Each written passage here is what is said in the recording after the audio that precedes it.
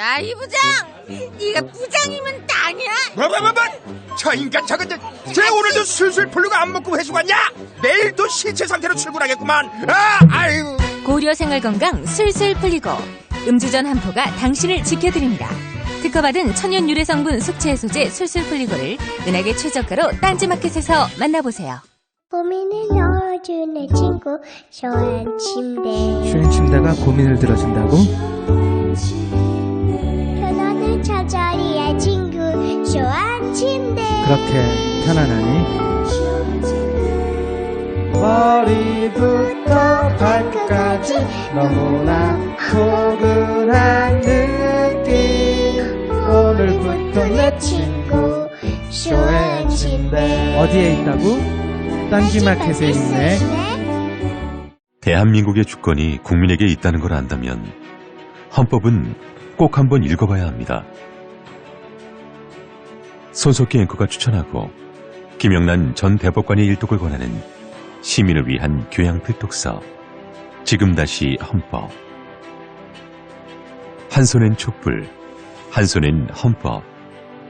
더 이상 뺏기지 않기 위해 우리가 들어야 할 것들. 지금 다시 헌법. 로고플리스. 엄마, 나 가게 안 하고 싶은데. 너 가게 해봤니? 너 음식 만들어봤니? 인테리어는? 집기는? 일할 사람은? 운영은? 가게 자리는? 세금은? 너 돈이 있니? 나는 요술램프 몬스터 셰프다. 네가 원하는 모든 것을 들어주마. 맛집의 맛을 똑같이 만들어줄 수 있어요? 맛뿐만 아니라 돈과 청음의 모든 비법을 알려주겠노라. 야하! 이젠 걱정 고민 끝! 네이버 검색창에 몬스터 셰프라고 쳐주세요. 상담 문의 02-458-8838. 몬스터 셰프!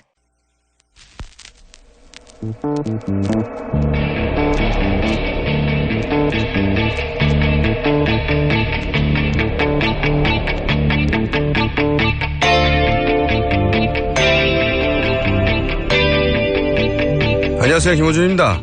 미국 트럼프 대통령이 이슬람 7개국 난민들의 입국을 금지한 행정명령에 사인해 국제적 논란이 되고 있습니다.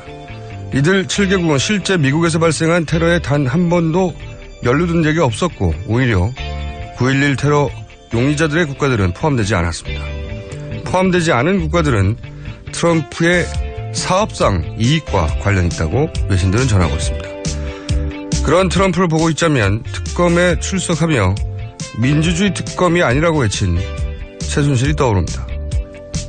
미국 자체가 종교적, 경제적 난민들이 세운 국가고 트럼프 본인 역시 세계대전의 난민 2세로 그런 난민들이 어렵게 구축해온 시스템의 혜택을 입고도 오히려 난민들의 권익은 후퇴시키고 오히려 오로지 자기 이익만 추구하는 그를 보면 한 번도 민주주의에 기여한 적은 없으면서 다른 이들의 희생 위에 어렵게 구축해온 이 땅의 민주주의를 오히려 퇴행시킨 주제에 위법적으로 자신의 이익만 추구한 죄과를 묻는데 민주주의를 들먹이는 모습이 오버랩되는 겁니다.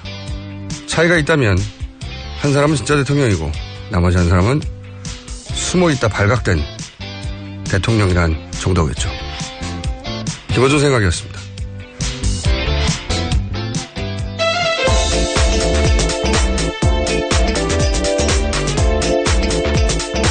시사인의 김은지입니다. 네. 요즘 제가 외신을 매일 하루에 한 번씩 챙겨보거든요. 근데 어제 CNN 보도였는데 아직 국내 보도 안 된 것 같은데 트럼프 위 대통령이 점점 전문 용어로 뭐죠 이게? 우리나라 말로 미쳐가고 있다고 그러는 건데. 전문 용어가 있습니까? 왜 그렇게 생각하냐면 네네. 이건 아직 행정명령을 구상 중이라고 하던데 이제 그 미국에 입국하는 사람들 있잖아요. 네네. 그 사람들이 사용하는 뭐 페이스북 아이디나 SNS 뭐 트위터 아이디 있을 거 아닙니까? 네네. 그 아이디를 제출하고. 누구한테요? 아니 미국 그 입국할 때 예. 입국 심사관에게 예. 제출하고 본인이 가지고 온 핸드폰의 연락처도 제출하도록 하는 법안에 대해서 연구 중이다. 예. 그게 미친 거죠. 놀랍네요. 거죠. 예.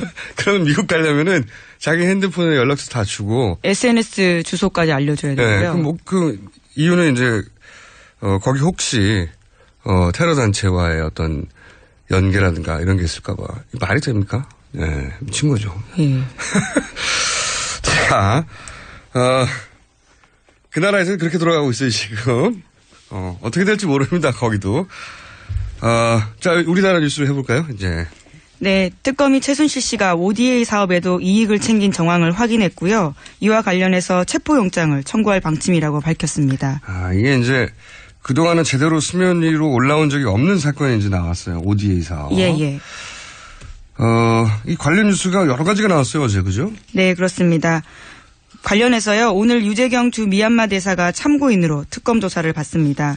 이번 소환은 미얀마 K타운 사업 관련인데요. 이 사업으로 유 대사가 K타운 사업 추진 과정에서 어떤 역할을 했는지 조사할 방침입니다.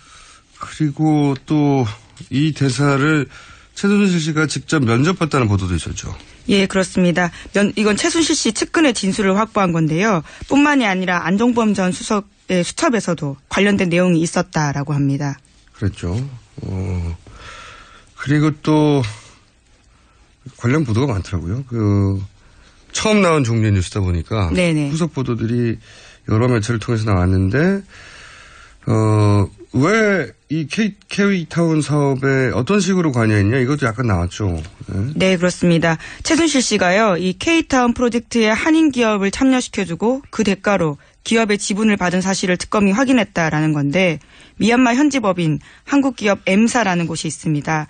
여기에 최순실 씨가 차명으로 이 지분을 받았다라는 거고요. 이 프로젝트에는 정부 예산 760억 원이 투입될 예정이었습니다. 자, 이게 한 번도 제대로 수면 위로 올라온 적이 없는 사건이기 때문에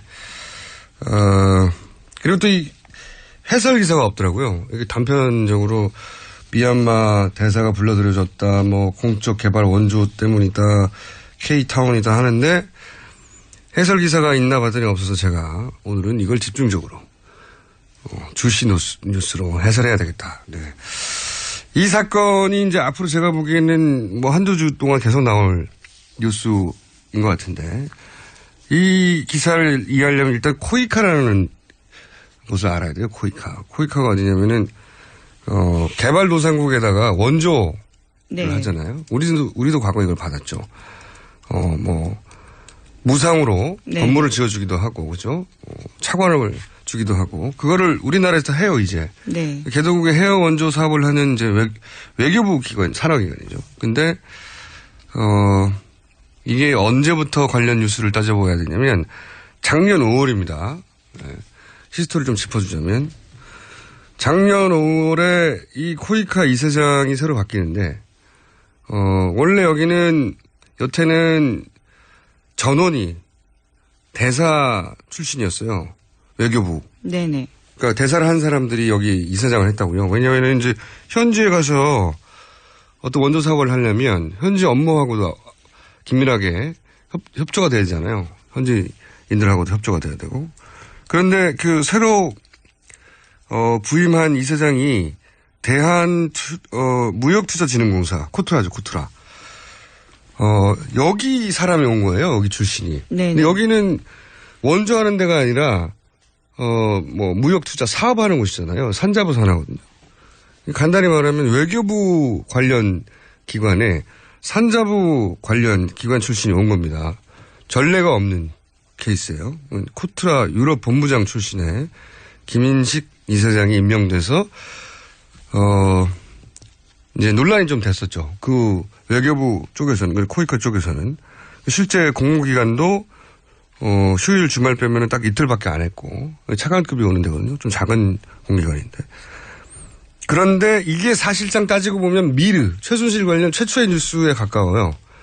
왜냐면은 이 김인식 이사장을 그때는 미르재단과 최순실 씨의 상관관계를 정확하게 잘 몰랐으니까 미르재단이 추천했다는 뉴스가 최순실 게이트 크게 터지기 전에 아주 작게 나왔어요. 이게 사실상 미르 관련 거의 첫 번째 보도에 가까운 그때 뉴스인데. 근데 이 김인식 이사장이 이제 코트라 출신인데 코트라 유럽 본부장 출신이거든요. 네네. 유럽 본부장이 독일 프랑크푸르트에 있습니다. 유럽 본부가. 느낌이 갑자기 훅 오지 않습니까? 최순실 씨 표 느낌이. 예. 독일 프랑크푸르트에 코트라 유럽본부가 있고. 그리고 이제 전임 사장이 나가면서 이런 말을 남겼어요. 코이카가 못 사는 나라, 물론 표현은 좀, 적절치 않습니다. 못 사는 나라라고 표현했어요. 개도국. 못 사는 나라에 원조하는 곳이지 미르 재단에 돈 주는 데가 아니지 않냐. 맞는 말이죠. 예. 그런 말을 했는데, 근데 처음에 이 뉴스, 관련 뉴스가 이제 너무 큰 뉴스들이 나왔으니까 묻혔거든요. 근데 미르에서 코이카가 어떤 역할을 했냐면 코리아 에이드라고 네네. 원조 사업. 거기에 이제 음식, 문화 이런 거를 담당하는 역할로 거기 들어가 있는데 그 자체도 뜬금없긴 해요. 예, 해외 원조에 왜 미르가 들어가 있지? 그리고 게다가 이 코리아 에이드 예산이 100억대밖에 안 되거든요. 여러 나라에 나눠야 되는데. 작단 말이에요. 예? 그래서 사람들도 관심이 별로 들어오지 못했던 연결고리인데, 근데 최순실 씨가 이런 거 개입할 때 공식이 있잖아요, 원래. 일단 사람을 꽂는다. 네네. 대통령을 권한을 이용해서. 그리고 표면적으로 드러난 공식적인 사안 말고 이면에 이권 사업을 추진한다. 이게 기본 공식 아닙니까? 거기서 이제 등장하는 게 요 ODA. ODA가 해외 공적 개발이라고 아까 얘기한 네. 무상 혹은 유상 원조. 건물을 그냥 지어주는 거예요. 우리나라 돈으로. 근데 이거를 비즈니스 모델로 했다고 하는 게 오늘 보도의 핵심인 거예요. ODA를 가지고 비즈니스 모델을 삼았다. 일단 그 공식대로 이제 미얀마 대사를 직접 본인이 면접 봐서 임명했다는 거잖아요. 그리고 이분이 또 삼성 전기 출신이에요. 네, 거기다가 유럽 판매 법인장인데요. 이 독일에서 주재한 적이 있습니다. 5년 동안요. 그것도 독일 프랑크푸르트에 있습니다. 네. 느낌이 확 오잖아요? 어머나! 독일 프랑크푸르트. 예. 그래서 하려고 했던 게 K타운 프로젝트인데, K타운 프로젝트는 뭐냐면, ODA라는 게 아까도 얘기했지만, 우리가 이제 개발도상국에 건물 지어주고 막 이런 거란 말이죠. 보통 학교나 병원 이런 거예요. 근데 여기는 한류 건물을 지으려고 했다는 거 아닙니까? 아무 개발 원조하고 아무 상관없는 거예요. 근데 여기 핵심이 뭐냐면 ODA 사업은 원조기 때문에 건물을 우리나라 돈으로 지어주는 겁니다. 네네. 어머나 큰 돈이 거기서 넘어가는 거예요. 이 K타운 프로젝트도 760억짜리 컨벤션 센터를 우리가 지어주는 걸로 원래 네. 사업계획을 짠 거예요. 거기다가 이제 한류 관련 업체를 입주시킨다는 거군요. ODA 사업하고 아무 관계는 없는데 외피를 ODA로 한 다음에 나라 돈으로 건물을 지어주고 그 건물에서 나오는 사업권을 본인들이 먹으려고 했던 네. 기본적으로 아주 스마트한 제가 보기에는 아주 스마트한 사업이에요. 이거는 이란의 K타워 네. 프로젝트라는 게 있었어요. 그렇죠. 유사합니다. 네. 똑같아요. 유사한 게 아니라. 이란에다가 대통령이 이란에 갔을 때 작년이죠. 예. 양해각서 체결하고 왔거든요. 네네. 근데 그게 뭐냐면 대형 복합 건물을 지어줍니다. 거기다가 한류 관련 기업을 입점을 시켜요. 문화융성이죠. 그런 다음에 그 사업권을 가지고 이제 이권 사업을 하려고 그랬던 것 같은데 뭐 입주하는데 얼마 네네. 아니면 뭐 그 현지에서 또 시행사가 있어도 나올 거 아닙니까? 하청업체들. 그러면 그 사업권을 또 주는 거죠. 근데 이 이란의 양해각서에는 아예 미르 재단이 이 한류 교류 주체라고 명시가 돼 있습니다. 네, 명시가 네. 아예 돼 있었어요. 그래서 이란 K타워 사업은 언급이 됐는데 이 미얀마 K타운 똑같잖아요. K타운 사업은 이제 불거지기 시작한 거죠. 이게 실행에 옮겨지진 않았거든요. 양해각서에 이란처럼 나왔으면은 불거졌을 텐데, 근데 이제 그걸 자세히 들여다봤더니 미얀마 건물 지을 때 현지에 있는 업체, 한인이 운영한 업체한테 사업권을 주고 그 회사의 지분을 자기가 가지고 최순실 씨가. 그렇죠. 예. 예 차명으로요. 예. 예. 아, 스마트해요. 네. 이거를 해외 원조 자금을 가지고 하려고 했다는, 이건 최순실 씨 개인이 할 수 없는 건데. 이런 발상 자체는. 이거 전문가가 할 수 있는 영역인 것 같은데. 그리고 또 개인적으로 주목하는 것은 대사를 자기 사람으로 꽂을 때 이익이 뭘까. 개인적으로 저는 이 뉴스에 관심이 있어서 오래전부터 보고 있었거든요. 이 외교 행랑에 대한 액세스. 전 이것도 탐났을 거라고 봐요. 왜냐면은 출국할 때 안 뒤져보거든요. 거기. 그렇죠. 예. 네, 외교 행랑이기 때문에. 입국할 때도 안 뒤져보고. 상대 국가에서. 안민석 의원이 한 2달 전쯤에 최순실 씨, 최순득 씨가 베트남 캄보디아 거액의 비자금을 외교 행랑으로 옮겼다는 제보를 이야기한 적이 있는데 거기서 뉴스가 끝났어요. 후속 보도 같고. 이런 건 제보로밖에 알 수가 없는데. 그래서 외교 행랑에 대한 뉴스가 앞으로 나올 수 있을 수도 있습니다. 또 하나는 동남아 국가들에게 이렇게 관심이 많았을까. 그쵸? 미얀마, 베트남 계속 나오잖아요. 거기도 사업권이 있지 않을까. 근데 제가 개인적으로 주목하는 것 중에 하나는 뭐냐면 개성공단이 폐쇄됐잖아요. 네네. 개성공단의 대체공단으로 베트남이 거론됐었어요. 그리고 실제 베트남의 대체공장을 옮긴 업체들도 있습니다. 실제. 당연히 대체공장이 필요하니까. 이 대체공단 프로젝트를 잘 뒤져보면 최순실 씨가 등장할 수도 있다. 라는 개인적인, 촉이 있는데, 아직 뉴스도 나온 적이 없어요. 베트남에 가서, 혹은 동남아에 가서 이런 사업권을 따내고 하는 걸 굉장히 관심이 많았어요, 보니까.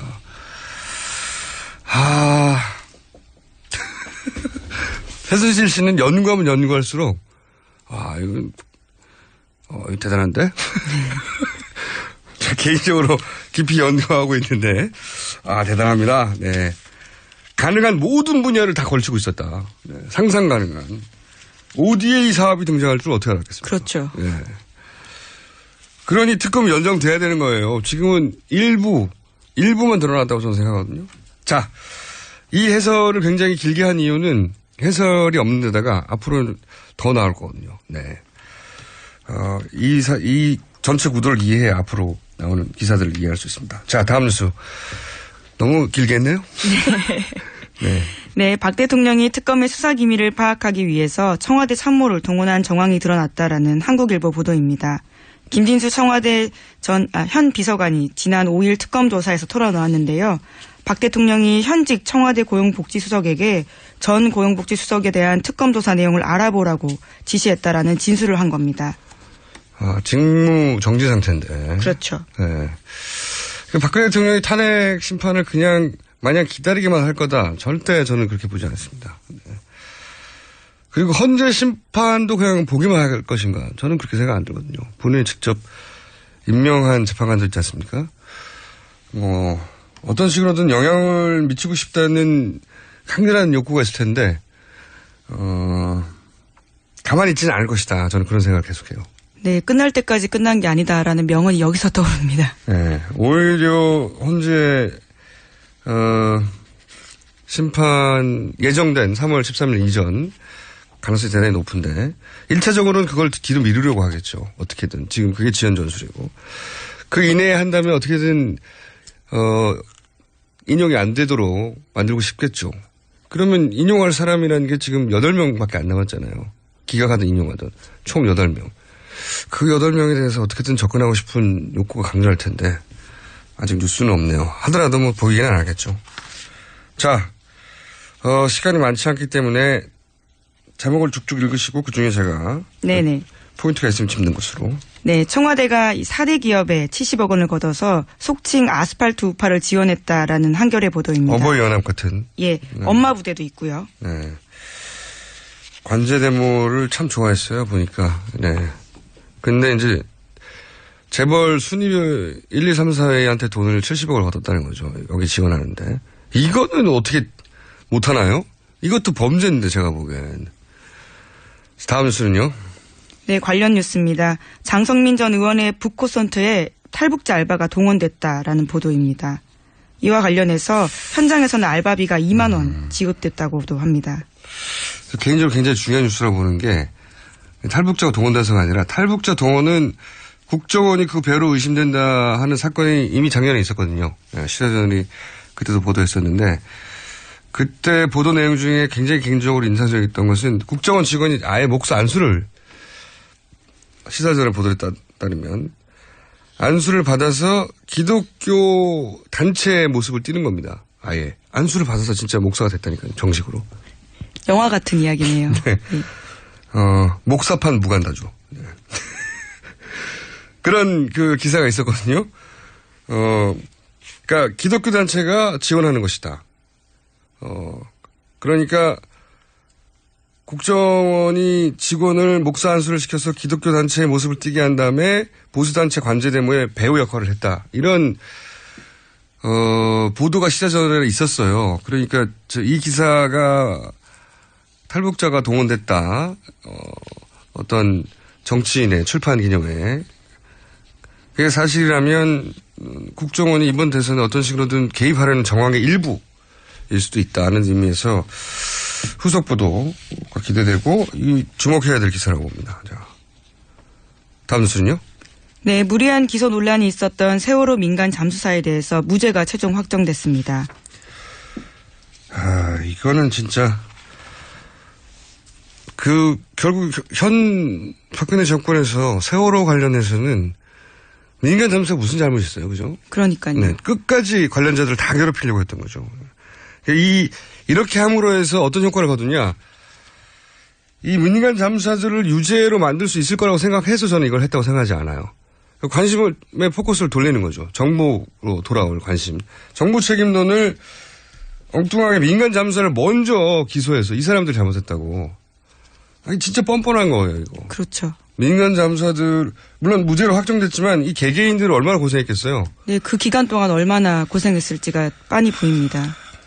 그때 이제 그 민간 잠수사 중에 사망한 분이 있었잖아요. 네. 그 책임을 민간 잠수사 그룹에게 물은 거죠, 이게. 해양경찰은 책임을 놔두고요. 그러니까 해경은 빠지고. 네. 해경이라는 건 결국 정부잖아요. 예.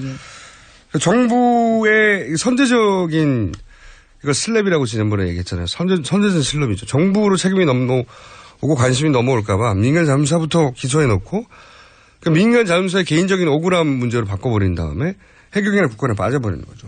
굉장히 국가라서 절대 해서는 안 되는 치졸하고 비열한 방법인데 했어요. 네. 벌써 시간이 다 됐네요. 제가 뉴스 하나를 너무 길게 하는 바람에. 네. 할 수 없어요. 자, 오늘은 여기까지 하겠습니다. 지금까지 예, 시사인 김은지였습니다. 감사합니다.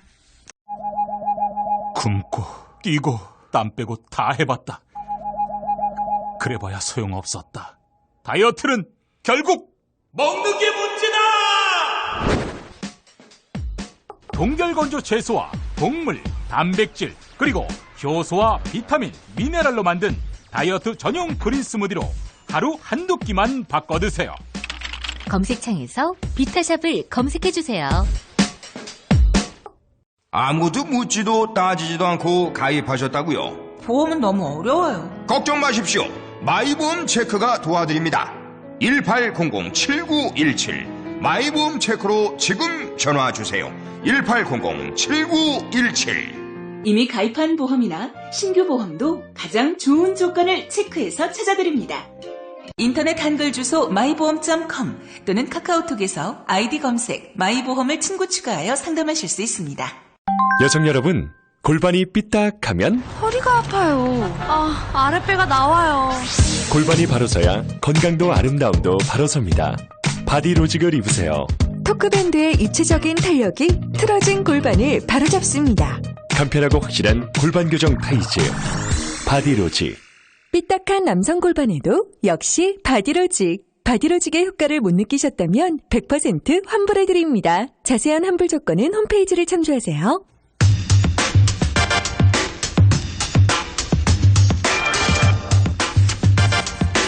자, 뉴스공장이 죄송합니다. 계속해서 진행하고 있는 대선 후보 인터뷰.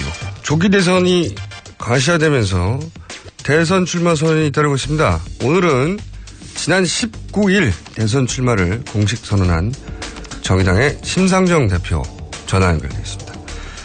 안녕하세요. 네, 안녕하세요. 저희가 대선 후보들이 직접 스튜디오에 나오시면 2, 3부를 드리고 전화 통화하면 2부밖에 안 드리는데 기왕이면 스튜디오에 직접 나오시지 왜 전화로 이렇게 섭섭하게. 그런 또 옵션이 있는지 몰랐는데요. 그래요? 이 보좌진들이 저희가 2, 3부를 다 들을 수도 있었는데 안타깝습니다, 대표님. 네. 다음에 꼭 기회를 주세요. 한 번 더 나오셔서. 열일 제치고 나갈 테니까. 그러니까요. 나오셔가지고 네. 저의 압박을 받으셔야 되는데. 네. 전화는 마음에 안 들면 확 끊어버릴 수 있잖아요. 자, 지금 현재 정의당 공식 후보가 되신 건 아니고 본인의 출마 선언까지만 있는 거죠? 그렇습니다. 네. 그러니까 정의당의 후보가 아니라 이제 경선에 출마한 잠재적 후보 중에 한 분이신 거죠, 지금? 네. 경선을 언제 합니까, 정의당은? 경선 이미 들어갔어요. 오늘부터 선거운동 시작하고요. 2월 16일 날, 마무리됩니다. 그래요? 네. 그러면 다른 지금 경쟁자는 누가 출마 선언한 상태입니까? 강상구 후보라고요. 예. 전 대변인인데요. 예. 전체 지금 대선 예비 주자 중에 유일하게 40대 젊은 기수입니다. 예. 그리고 또 두 분이 하시는 겁니까? 네네. 또 둘이 합니다. 경선이 지금 너무 조촐한데요. 저희가 네. 이제 사실은 탄핵 국면에서 네. 정의당이 열심히 했지만 대선 주자가 가시화되지 않아서 손해를 많이 봤다는 게 이제 당과 또 우리 당 지지자들의 문제인식이에요. 표를 줄 사람이 보이지 않았기 때문에. 예. 네네. 그것도 원인 중에 하나였겠네요. 예. 그런데 이제 다른 정당들은 이미 일찍이 후보가 가시화됐는데 우리 당은 이제 후보가 없다 보니까 조기에 후보를 가시화시키자는 거고요. 또 뭐 잘 아시다시피 작은 정당에 지금 마이크나 또 화면이 오질 않으니까 빨리 후보를 확정을 지어서 당 중심으로 그 선거운동을 해나가자. 이게 저희 당의 전략입니다. 그래서 당 후보를 좀 빨리 선출하기로 결정을 한 거예요. 그렇군요. 그런 배경이 있군요.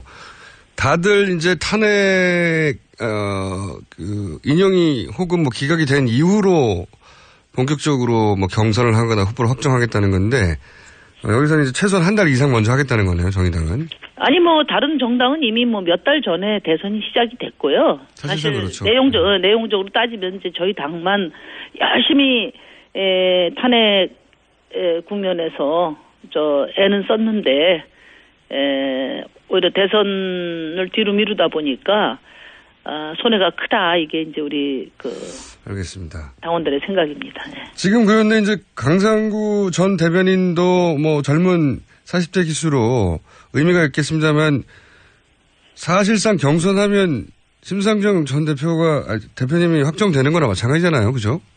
글쎄, 그럴 것으로 생각을 하는데요. 모든 선거는 예단하기는 어렵죠. 예. 아니, 노회찬 원내대표 정도 나와야지 경선이 되는 거 아닙니까? 근데, 그분은 왜 안 나오시죠? 이심전심이 아니라 노심전심이라는 말이 있을 정도로 저희는 이제 풍찬 노숙도 또 진보 정치하면서 실패도 영역도 다 같이 한 사람이거든요. 그러니까 경쟁보다는 협력이 더 어울리는 관계입니다. 그래서 이번에는 당신이 이게 이제 이심전심 돼가지고 안 나오시는 겁니까? 그러니까 저는 그렇게 생각하고 있어요. 그건 제가 노회찬 대표한테 여쭤보겠고. 네. 교통정리가 텔레파시 수준에서 됐다. 자, 그런데, 이번에 대선에 나가실 면서의 결심. 이게 이제 좀 남다를 것 같아요. 이제 이 국면 자체가 예전하고는 다르지 않습니까? 모든 게. 이번 대선에서 본인이 할 역할 또는 나는 어디까지 해내야 되겠다 이거 있으십니까? 목표? 가장 중요한 것이요. 제가 출마해변에도 이야기했지만 한국 사회의 근본적인 변화는 노동에서 막혀 있습니다. 이번 촛불 시민들이 요구하는 정권 교체는 과감한 개혁 정부를 만드는 거거든요.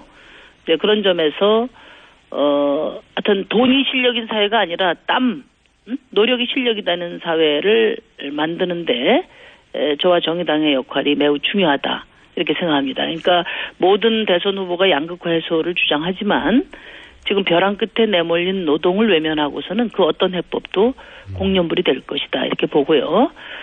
이 시대 정신, 노동이라는 시대 정신을 이번 대선에 가장 중심적인 의제로 만드는 것이 저의 목표입니다. 사실 정의당이 그동안 혹은 진보정당이라고 좀 넓게 말해서 말해서 진보정당이 그동안 제기했던 이슈들, 아젠다들이 결국은 대부분 보수정당에서 정강 정책으로 흡수됐죠, 실제. 그리고 지금 바른정당의 후보들만 봐도 정의당 혹은 그 이전에 진보정당들이 주장했던 것들이 대부분 수용돼 있어요. 수용된다기보다요. 예. 흉내입니까? 지금 대선 주자들 특히 뭐 야당 쪽 저 바른당까지 포함해서 대선 주자들의 공약이 원내 정당의 제일 왼쪽에 있는 저희 정의당의 공약 수준을 다 넘어서고 있습니다. 그래서 저희는 좀 보수적으로 가려고 그래요. 근데 이제 중요한 것은 그래요. 맞습니다. 중요한 것은 이제 그렇게 따지면 예. 지난 대통령 선거 때 박근혜 대통령이 경제민주화와 복지, 그러니까 정의당 공약 가지고 당선됐거든요. 네, 그런데 맞습니다. 지금 저 양극화는 더 심해지고 시민들의 삶은 더 어려워지고 있습니다. 그러니까 저희는 일관되게 시대정신을 앞장서 제시해 왔고 또 지금 모든 후보들이 제시하는 특히 경제민주화, 복지, 노동에 관련된 공약은 아마 원형이 저희 정의당, 진보정당 걸 겁니다. 맞습니다, 맞습니다. 예. 네. 그런데 문제는 베껴 쓴 공약, 그러니까 이미 저 답안지 다 보고 쓰는 그 공약은 힘이 없습니다. 이제 당선되자마자 나중에 정책 자료집에서 찾아봐야 될 겁니다. 우리 당이 다른 당과의 차이는 저희가 좀 보수적으로 가겠다고 말씀드렸는데 저희는 저희가 제시하는 가치와 정책을 일관되게 실천해 나가고 있습니다. 그리고 앞으로 반드시 실현해 나갈 겁니다. 네, 그거는 저도 믿음이 가고 말씀하신 대로 박근혜 대통령의 2012년 대선 공약집도 거의 정의당 공약을 그대로 갖다 베낀 것과 마찬가지여서 네. 그때 노회찬 대표 그런 말도 남겼습니다. 우리가 진짜 친박이라고. 그러니까 이게요. 지금 어떤 양상이냐면은 요즘에 다 공정사회를 이야기를 하는데 벤처기업도 중견기업이 되고 대기업이 될 수 있는 공정사회 만들겠다. 대선 주자들 다 그렇게 말하는데요. 그 불공정의 원형이 바로 정치입니다. 그러니까 우리 정의당 같이 흑수저 정당 또 저 같은 흑수저 후보도 금수저 후보들하고 공정한 기회가 보장이 돼서 경쟁할 수 있다면은 그렇다면 한국 사회, 한국 정치가 확 바뀔 거예요. 그래서 저는 저와 정의당은 이 흑수저들과 함께 성공하는 그런 미래를 꿈꾸고 있습니다. 반드시 그렇게 할 겁니다. 그래야 한국 사회가 개혁되고 또 국민들의 삶이 나아질 겁니다. 그래서 저는 이제 저쪽은 좌파라서 하는데 이런 공격이 말이 안 된다고 생각하는 게 말씀하신 대로 오른쪽 정당의 공약집을 보면 다 좌파 공약이에요. 공약은 좌파면서 뭐를 좌파라고 공격하는지 모르겠어요. 자, 공약 첫 번째가 정의당의 슈퍼우먼 방지법입니다. 지금 네네. 심상정 대표의 슈퍼우먼이 대자가 아니라 방지법인데 이게 무슨 뜻입니까? 지금 이제 우리나라는 이제 한국인이 멸종 위기거든요. 지금 영국의 권위 있는 인구 관련 연구소가 한국을 지구상에서 가장 먼저 사라질 나라를 꼽았어요. 근데 이런 심각성에 비추어서 출산 육아 대책이 너무 아니하다는 거죠. 출산율이 최저니까요, 지금. 네, 돈은 지난 10년 동안 80조 2천억이나 쏟아부었는데 문제는 이것을 다 여성 문제로 인식했어요. 근본적인 인식 전환이 있어야 된다.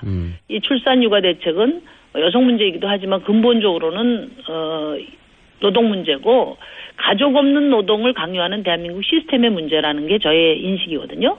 그래서 여성들에게 슈퍼우먼이 되기를 강요하는 그런 슈퍼우먼 강요 방지법이라고 볼 수 있는 거죠. 구체적으로 컨셉은 알겠습니다. 구체적으로 말씀해 주시면요. 그래서 이제 최초로 출산 휴가에 부부 출산 휴가 의무제를 두었고요. 부부 육아휴직 의무 할당제를 뒀어요. 그러니까 지금 현재 출산휴가가 여성 3개월인데 이걸 4개월로 늘리고 남편에게도 1개월 휴가를 일정 기간 내에 사용하도록 의무한다는 거고요. 또 이제 육아 휴직에 대해서는 지금 12개월을 16개월로 늘리면서 그 중에 3개월 이상은 무조건 아빠가 휴직을 해야 된다는 파파 쿼터제를 저희가 도입을 했어요. 그리고 이제 좋네요. 아빠도 아이를 키우고 싶죠. 근데 승진에 지장이 되거나 눈치 보기 때문에 쓸 수 없단 말이에요. 그래서 이걸 법으로 강제하고 실현 가능성을 높이기 위해서 이것을 안 지키는 기업에게는 강한 페널티를 그리고 이것을 지키는 기업에게는 또 강한 인센티브를 제시를 했습니다. 그래서 실현시키는 데 중점을 두었어요. 이게 이제 흔히 말하는 복지국가의 대명사인 북유럽에서는 이미 오래전에 실행됐던 거잖아요. 물론이죠. 예. 네, 이미 그러니까 진작에. 특히나 이제 아이들이 태어나서 영아기에 엄마 아빠가 같이 돌보는 것이 매우 중요하다는 겁니다. 아이들 인성에. 북유럽은 그런 점에서 남편 휴가 또는 휴직을 의무화하고 있어요. 슈퍼 우먼이 되면 해결될 것처럼 자꾸 여성들에게 이 문제에 책임이 있는 것처럼 계속 출산율 문제를 말하고 있는데 그게 아니다. 그리고 부부 출산 휴가는 부부에게 공동으로 줘야 되고 육아휴직도 더 늘려야 되고 그러니까 남성들이 여기 같이 동참해야 될 뿐만 아니라 기간도 전체적으로 늘려야 된다. 그렇죠. 예. 그러니까 부모, 기업, 사회, 국가 모두 공동 책임을 져야 된다는 거죠. 그것이 핵심 문제인식입니다. 당연히 바람직한 공약이라고 보고 누가 대통령이 결국 단성이 되더라도 이거는 받아 안아야 될 공약이라고 생각은 드는데 아까 말씀하셨듯이 오히려 보수정당이 더 세요. 바른정당 유승민 후보는 육아휴직을 3년으로 걸었어요. 3년으로. 네네. 정의당 공약이 이게 안 되겠는데 이 정도 가지고는. 저희는 좀 보수적으로 가려고 합니다. 왜냐하면 저희는 반드시 이것을 실현해야 되기 때문에 일회용 공약이 아니라는 점 말씀드리고요. 유승민 후보가 육아휴직 3년 낸 것을 아주 크게 환영을 합니다. 왜냐하면 이런 논란이 좀 공론화돼야 그다음에 현실적인 저희 안이 이 정도는 통과가 될 수 있다 이렇게 생각하는데요. 지원 크기는 비슷해요. 왜냐하면 3년이라고 말했지만은 1년만 유급입니다. 그래서 내용은 지원 크기는 비슷한데 제가 강조하는 것은 인식의 전환하고요. 실현 가능성을 둘러싼 경쟁을 하자는 거고요. 이제 한 가지 제가 좀 지적을 드리고 싶은 거는 이 유승민 후보의 육아휴직 3년을 18세까지 아이가 18세 될 때까지 나눠 쓰는 걸로 돼 있어요. 나눠서 쓰는 걸로? 네네. 근데 이게 고3 수험생을 염두에 둔 건데 고3을 육아정책으로 하기는 좀 지나친 것 같고요. 그거는 교육제도로 개선하시면 좋을 것 같아요. 알겠습니다. 근데 지금 보수정당의 굉장히 유력한 후보라고 머릿속에는 인식되고 있으나 실제로 지지율은 안 나오는 유승민 후보를 생각해보면 지금 심상정 대표님이 따라잡기 가능합니다. 물론이죠. 지지율만 보면 현재. 다만 지금 결정적인 문제가 뭐냐면요. 이제 저희가 탄핵소추 국면에 다른 어떤 당보다도 앞장서서 민심을 읽고 또 한 발 앞서서 행동하고 어쨌든 흔들리는 야당의 중심을 잘 잡아서 해왔다고 자부를 하는데요. 우리 당원들이 이런 자조가 있습니다. 열심히 일해서 오당되고 그다음에 완전히 정치 뉴스에서 사라졌다. 그래서 지지율도 잘 안 나오는데요. 이번에 추석 연휴 때도 저 같은 경우에는 정치 뉴스에서 찾아보기 어려웠어요. 저희가 찾지 않습니까? 네, 작지만 원내정당 소속 후보인데 무소속 후보자들도 다 보도를 하면서 이제 저를 제외하는 것은 정당하지 않다. 그러니까 뭐 부자들 자식이나 집 없는 집 자식이나 공정한 기회가 보장돼야 되는 것처럼 큰 당이든 작은 당이든 모든 후보에게 공정한 기회가 보장이 돼야 된다고 봐요. 그렇게 된다면 뭐 저의 지지율도 그러니까 기회만 공정하게 보장된다면 저는 두 자릿수 이상 자신합니다. 두 자릿수 이걸 좀 어떻게 총수께서 좀 바로잡아 주시죠. 두 자릿수 이상은 제가 보기엔 그 객관적으로 어렵지만 아니 기회만 공정하게 보장이 되면 지금은 일체 안 나오거든요. 뭐 보도가 돼야 지지를 하든지 반대를 하든지 할 텐데 아예 배제되고 있는 이 상황은 정말 매우 불공정하다. 정치부터 공정해져야 사회도 공정해질 가능성이 있는 거거든요. 저 동의하고요. 자, 네. 그런 이유에 여러 가지가 있긴 하겠지만 이유가 뭐 예전에는 당선 가능성만 가지고 얘기했는데 이번에 또 그런 변수 외에도 이 구도가 굉장히 복잡합니다. 뭐 제3지대로는 빅텐트니 뭐 누가 어디로 가네 마네 굉장히 복잡하잖아요. 정치 뉴스 물론 뭐 이제 이게 조기 대선이고 또 정권 교체 열망이 크다 보니까 쏠림 현상이 있는데 그거 갖고 언론의 관행은 설명할 수가 없어요. 그래서 저는 물론 의도적 무시도 있어요. 예. 언론 개혁이 그래서 중요하다 이렇게 생각합니다. 그러면 이 구도는 어떻게 전망하십니까? 그러니까 뭐 제3지대론이다, 뭐 빅텐트다, 연대 방법론이죠. 예전에 이제 진보 진영이 이런 고민을 많이 했는데 이제는 보수에서 이런 고민을 많이 해요. 이제 지지율이 안 나오다 보니까. 최종적으로는 어떤 구도가 될 거라고 전망하시면서 이번 대선에 임하십니까? 저는 뭐 최종적으로는 다자 구도가 될 것 같습니다. 다자 구도. 네, 왜냐하면은 뭐 구여권도 야권도 이게 구도 재편이 결국 맞물려서 돌아가게 되지 않겠습니까? 대표님 소리가 좀 울립니다. 전화기를 예. 그렇게 해주세요. 예. 그러니까 뭐 구도라는 거는 범여권과 야권이 맞물려 돌아가지 않겠냐 이거죠. 그런데 저는 뭐 보수 쪽이 지금 뭐 제3지대다 보수 단일화다 이야기되고 있지만은 결국은 다들 목표가 달라서 합의가 쉽지 않을 거다 이렇게 생각하거든요. 그러면 새누리당 후보 한 사람, 그다음에 그 바른정당 한 사람, 국민의당 한 사람 이렇게 뭐 보수와 중도라고 표현되는 후보들 각각 다 나설 것이다. 그렇죠. 그러니까 우선 안철수 후보 같은 경우는 박근혜 정권에 기여한 사람이나 정당은 안 된다고 그랬잖아요. 뭐 그런 원칙에 따르면은 바른당까지도 안 되는 거고 반기문 후보가 남는데 이분이 지금 아직 어디 자리를 잡지를 못하고 계세요. 그러다가 또 그대로 좌초되는 수도 있고 조금 더 지켜봐야 되는데요. 그리고 또 유승민 후보는 또 뭐 얼마 전에 그 방송에서 들어보니까 뭐 국민의당의 민생 정책은 동의를 하지만 사드 반대 같은 안보에는 절대 동의할 수가 없다. 그래서 거기랑은 원칙 있는 연대가 안 된다 이렇게 말을 했단 말이에요. 그러면서도 단일화는 하겠다고 했어요. 보수 후보들 사이에. 그러니까 보수 후보들 사이에 단일화 하겠다는 것은 결국은 반기문 후보에 대한 단일화 요구 아니냐. 그러니까 반기문 후보가 제3지대로 헤매지 말고 나랑 경쟁하자. 그런 뜻이라고 저는 보고 있고요. 유승민 후보의 제안이. 그런데 반기문 후보가 보수 단일 후보가 아니라 제3지대 통합 후보 타이틀을 꿈꾸고 있지 않습니까? 네네.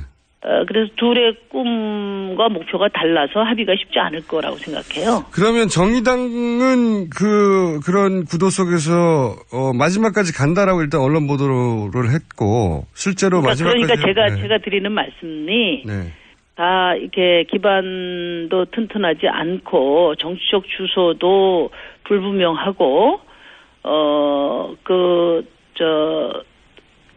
자신들의 이 야망을 꿈꾸는 이런 사람들에 의해서 대선판이 이렇게 합종연행 흔들리는 이런 정치를 언제까지 할 거냐 이거죠.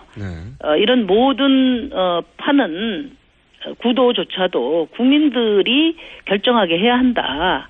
그런 점에서 제가 선진적인 연합 정치가 가능한 그런 결선 투표제 도입이 절실하다 이렇게 주장을 하는 겁니다.